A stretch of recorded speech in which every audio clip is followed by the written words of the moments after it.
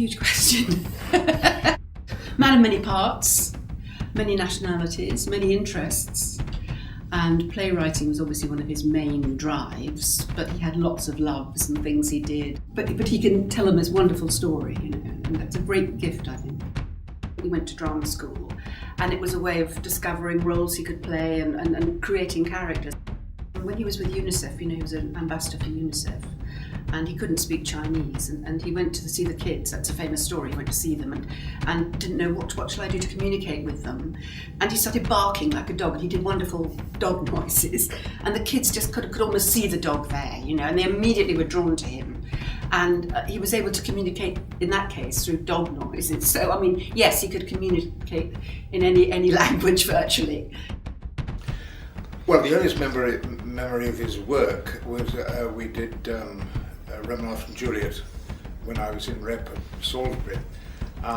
But my first memory of Peter as a man was through my wife, Prunella Scales, who was in the premiere of The Unknown Soldier and His Wife, and also in a rather dotty film that Peter was in called Stiff Upper Lips.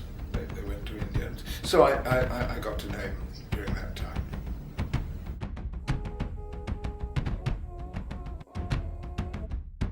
The play is set in a fictional country invaded by its neighbour.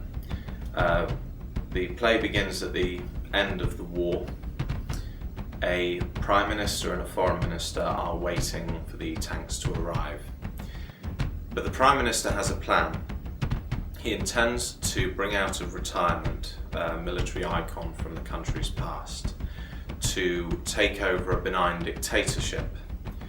It's very much the product of an ends justifies the means mind, very Machiavellian type character.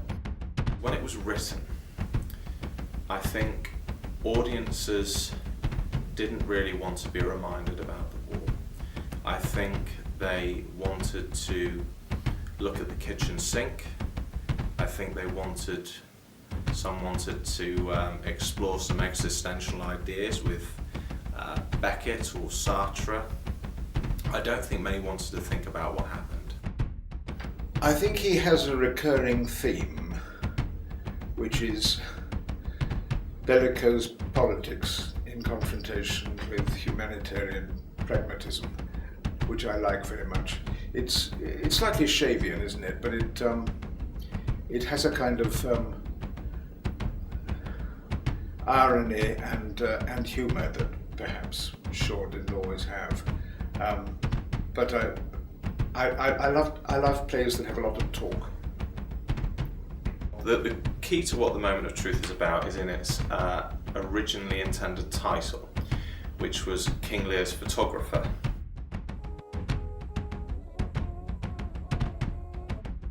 He cared about the world and what was going on in the world, and this was reflected in his plays.